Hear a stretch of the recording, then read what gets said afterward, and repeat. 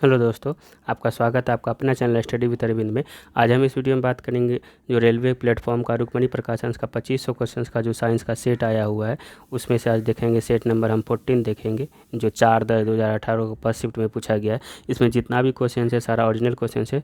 इसमें सबसे अच्छा है कि जो एक शिफ्ट में पूछा गया उसी का एक सेट बनाया गया। ये अगर आप 2500 क्वेश्चन कर लेते हैं तो आपका साइंस बहुत अच्छा हो जाएगा, जो आने वाला एग्ज़ाम्स के लिए बहुत ही महत्वपूर्ण है और आपका साइंस बहुत हद तक लाभदायक होगा। ज़रूर आप शुरू से अंत तक देखिए। अगर आप इस चैनल पर नए आए हैं तो चैनल को सब्सक्राइब लाइक शेयर ज़रूर कीजिए। चलिए स्टार्ट करते हैं। आज का हमारा सेट नंबर 14 होगा। अगर आप इसका PDF लेना चाहते हैं तो study with Arvind Telegram channel पर जाके आप इसका PDF भी ले सकते हैं। चलिए स्टार्ट करेंगे। आज का मेरा पहला क्वेश्चन होगा सेट नंबर 14 का 40 का। देखिए, विकासवादी संबंधों के प्रमाण प्रदान करता है। तो विकासवादी संबंध का जो प्रदान करता है कौन करता है? तो ये जीवाश्म करता है। विकासवादी संबंधों के प्रमाण प्रदान करता है जीवाश्म के द्वारा। चलिए नेक्स्ट क्वेश्चन है हमारा 10 न्यूटन का बल किसी वस्तु पर कार्य कर रहा है। तो वस्तु बल की दिशा में 5 न्यूटन विस्थापित होता है। क्या किया? कार्य क्या हो जाएगा? तो यहाँ पे W बराबर FS लगाएंगे हम। चलिए क्या हो जाएगा? यहाँ पे 2 का D नंबर आंसर ये 50 जूल हो जाएगा। 10 गुना 5 कीजिएगा तो 50 जूल हो जाएगा आपका। 2 का D नंबर आंसर सही हो जाएगा। चलिए नेक्स्ट क्वेश्चन है विद्युत चालक का प्रतिरोधकता इस पर निर्भर करती। प्रतिरोधकता जो हमारा किस पर निर्भर करती है? तो ये सभी दिए गए विकल्प नहीं, लंबाई पर करता है, सामग्री पर करता है और पार अनुभाग क्षेत्रफल पर ही करता है। चलिए याद रखिए कि विद्युत चालक की प्रतिरोधकता किस पर निर्भर करती है? सामग्री पर, लंबाई पर और उसके क्षेत्रफल पर, यानी सभी विकल्प सही हो जाएगा इसका। नेक्स्ट क्वेश्चन है हमारा 4 नंबर क्वेश्चन हमारा क्या बोल रहा है? देखिए कि वायु में ध्वनि का वेग से अधिक की चाल से यात्रा करने वाली एक वस्तु को डैश कहा जाता है। तो क्या कहा जाए? प्राध्वनिक बोलते हैं उसको। अगर वायु में ध्वनि के वेग से अधिक चाल करे उसको क्या बोलेंगे? प्राध्वनिक बोलेंगे। 4 का B नंबर आंसर सही। ध्वनि के वेग से अधिक चल रहा है वो तो प्राध्वनिक हो जाता है। चलिए नेक्स्ट क्वेश्चन है हमारा 5 नंबर। कोई वस्तु सतत चाल से गति करती है जब इस पर कोई डैश ना लग रहा हो। क्या नहीं लग? बल अगर नहीं लगेगा तो वो सतत चाल से चलेगी। नेक्स्ट क्वेश्चन है हमारा 6 नंबर। शुक्राणु और युग्मक के संयोग की कौन सी प्रक्रिया युग्मनज नामक एक संरचना का निर्माण में प्रमाणित होती है? तो कौन सा होता है? यहाँ पे देख लेते हैं, फलन होता है। आप ध्यान में रखिए, शुक्राणु और युग्मक के संयोग की कौन सी प्रक्रिया युग्मज नामक एक संरचना के निर्माण में परिणामित होता है? तो फलन होता है। तो 6 का D नंबर आंसर हमारा सही हो जाएगा। चलिए देखते हैं नेक्स्ट क्वेश्चन। नेक्स्ट है हमारा 7 नंबर क्वेश्चन से क्या है कि परमाणु बलों का सिद्धांत की खोज किसने किया था? तो जानते हैं हिडेकी हुआका के द्वारा किया गया था। परमाणु बल का जो खोज किया गया था किसके द्वारा? हिडेकी हुआका नामक वैज्ञानिक के द्वारा किया गया था। नेक्स्ट क्वेश्चन है हमारा 8 नंबर। एक एकल आवृत्ति द्वारा उत्पन्न ध्वनि को क्या बोलते हैं? तो एक एकल आवृत्ति ध्वनि को उत्पन्न को हम टोन कहते हैं। 8 का B नंबर, या स्वर या तान भी बोलते हैं। तो इसका आंसर B नंबर हो जाएगा। चलिए नेक्स्ट क्वेश्चन है हमारा 9 नंबर। डैश की इकाई SI इकाई ओम होता है। तो ओम जो होता है प्रतिरोध का SI इकाई ओम होता है। विद्युत आवेश का आपका कूलाम होता है। विद्युत धारा का एम्पियर होता है। विभवांतर का वोल्ट होता है। लेकिन यहाँ ओम किसका होता है? प्रतिरोध का होता है। चल प्रतिरोधकता अगर रहता है तो ओम मीटर होता है वहाँ पे। चलिए नेक्स्ट क्वेश्चन है हमारा 10 नंबर। असंतृप्त हाइड्रोकार्बन उत्प्रेरक की उपस्थिति में हाइड्रोजन जोड़ते हैं जैसे, तो क्या जोड़ते हैं? निकेल और पैलेडियम को जोड़ते हैं। क्वेश्चन है असंतृप्त हाइड्रोकार्बन उत्प्रेरक की उपस्थिति में, तो किसको जोड़ेगा वो? निकेल और पैलेडियम को जोड़ेगा। ये सही हो जाएगा आपका, निकेल एंड पैलेडियम। चलिए नेक्स्ट क्वेश्चन है हमारा 11 नंबर। 10 का B नंबर सही हो। 11 नंबर। चीनी लवण का रासायनिक नाम क्या है जिसका प्रयोग हम चीनी व्यंजन तैयार करने में करते हैं? तो ये ही हो जाएगा क्या? Monosodium glutamic. चीनी लवण का रासायनिक नाम क्या है जिसका उपयोग हम चीनी लवण के व्यंजन तैयार करें? तो इसका आंसर A नंबर सही हो जाएगा, मोनोसोडियम ग्लूटामिक। चलिए नेक्स्ट क्वेश्चन है 12 नंबर। डाल्टन का सिद्धांत किस नियम पर आधारित है? डाल्टन का सिद्धांत रासायनिक संयोजन पर आधारित है।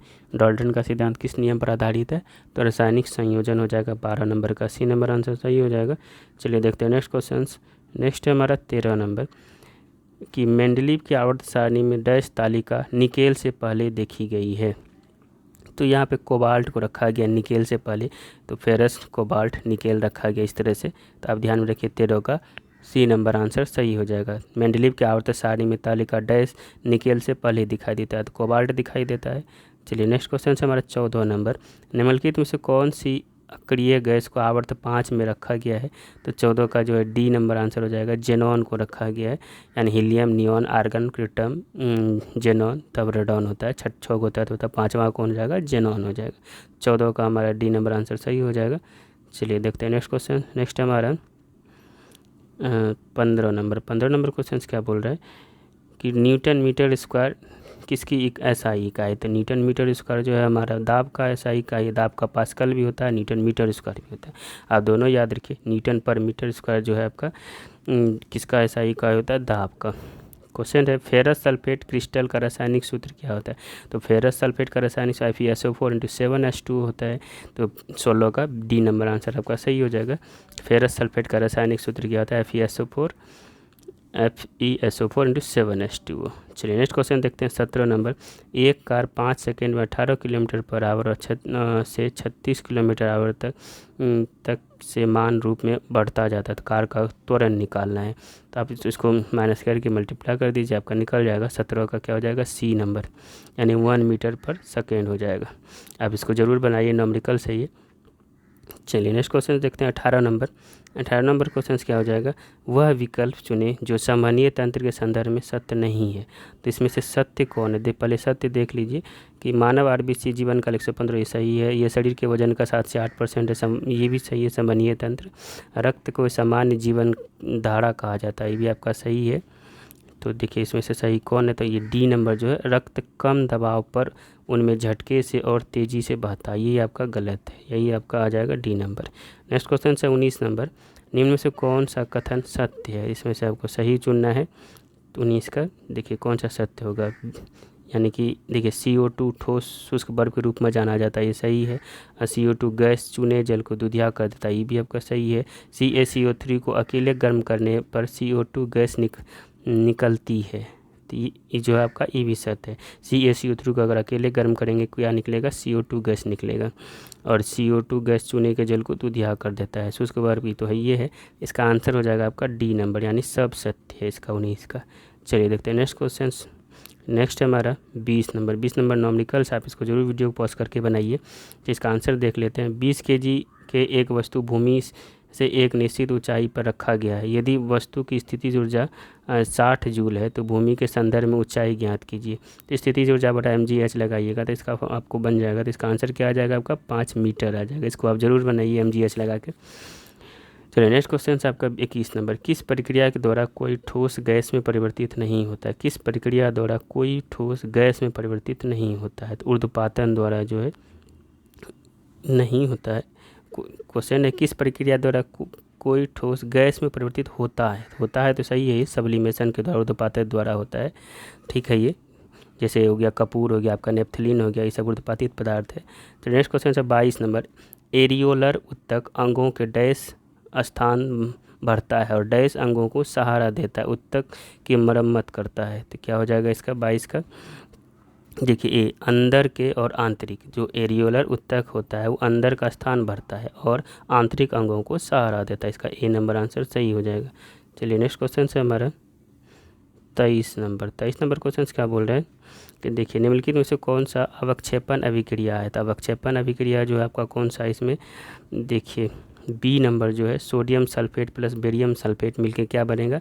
बेरियम सल्फेट और सोडियम सल्फेट, ये आपका अवक्षेपण अभिक्रिया का उदाहरण है। इसको आप याद रखिए कौन अवक्षेपण उदाहरण है। तो sodium sulphate plus barium sulphate मिलकर क्या बनेगा? बेरियम सल्फेट और सोडियम क्लोराइड बनेगा। चलिए नेक्स्ट क्वेश्चन से बल बराबर क्या होता है? तो बल बराबर क्या होता है आपको? द्रव्यमान F बराबर ma होता है, तो ये द्रव्यमान गुना त्वरण हो जाएगा। बल बराबर, आप इसको ध्यान में रखिए, 24 का क्या हो जाएगा? डी नंबर आंसर सही हो जाएगा।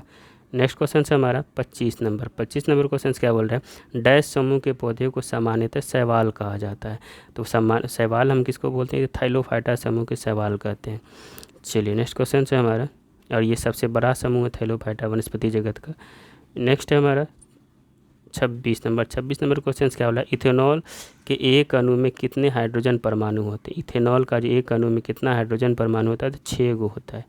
तो इथेनॉल के एक अणु में कितने हाइड्रोजन परमाणु होगा, तो 6 गो हाइड्रोजन परमाणु से बना होता है। इस तरह से मेरा सेट नंबर 14 कंप्लीट हुआ।